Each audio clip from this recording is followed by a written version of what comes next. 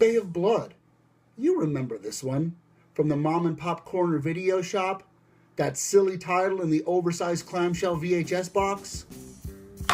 How many times I passed this one up, having no idea that my much younger self was passing on an invaluable education.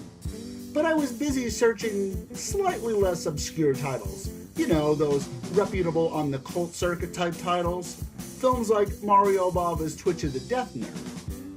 So when I found out that Bay of Blood had been released under the title Twitch of the Death Nerve, it was off to that mom and pop corner video store to grab that clamshell box that had sat on that shelf untouched for years. Bay of Blood is remembered for its innovative incorporation of graphic violence and social humor. It is undeniable that the film's influence still has a hold on the genre today. Originally released in 1971, just as the Italian horror subgenre the giallo was about to take over grindhouse screens. Giallos were whodunits, but they were never by the numbers. The Italians always placed style over substance, so the story often took a back seat, leaving many questions unanswered.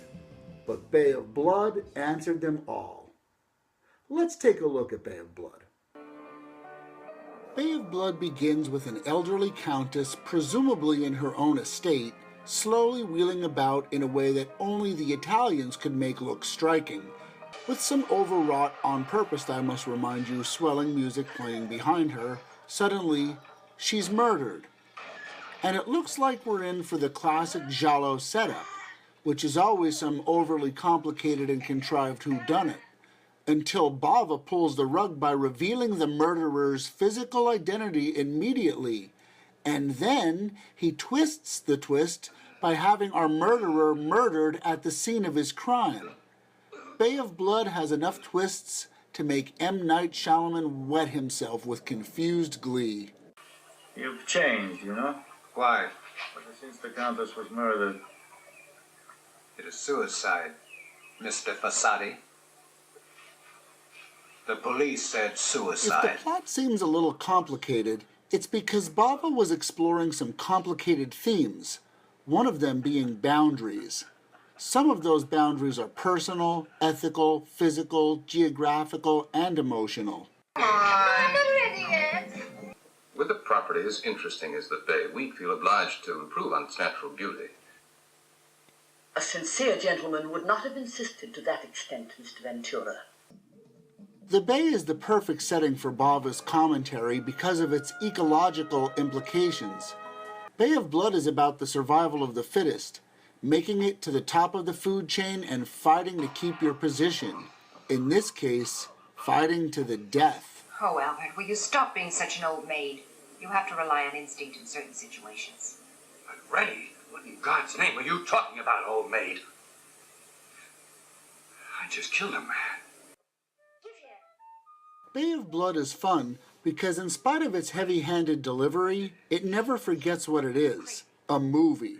A horror movie, where horrible things happen to innocent and sometimes not so innocent people. Anyone familiar with the Friday the 13th franchise will be able to pick out several death sequences that were lifted wholly from this film. And it was shocking for its time. So shocking that Christopher Lee walked out of a screening at the Cannes Film Festival reportedly due to his disdain for graphic violence. Lee found it obscene. It's shocking because, for its time, Bay of Blood mixed an incredible critical analysis of humanity with terribly vivid graphic violence. And it's warranted, considering the depth of the film's themes. Human beings are capable of hideous crimes against other human beings, especially when the motivation is money and or property. And in this case, it is both.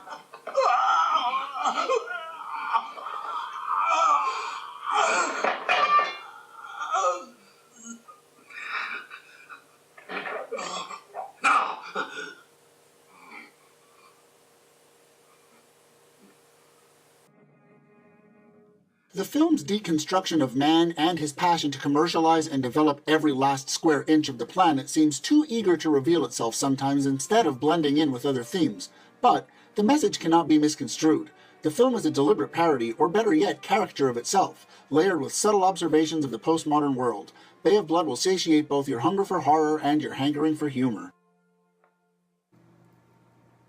On the slasher scale, Bay of Blood is a solid 5 slashes.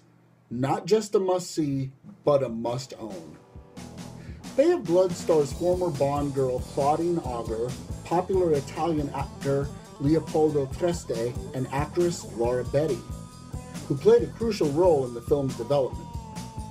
Bay of Blood was distributed under numerous titles: Twitch of the Death Nerve, Carnage, Chain Reaction, The Ecology of a Crime. In addition to directing, Bava also acted as his own cinematographer and filmed many of the film's complicated tracking shots with the aid of a child's wagon. I'm Chaz KLIMCZAK, and thank you for joining me for another episode of KLIMCZAK'S Killer Collection. I'll be seeing you soon.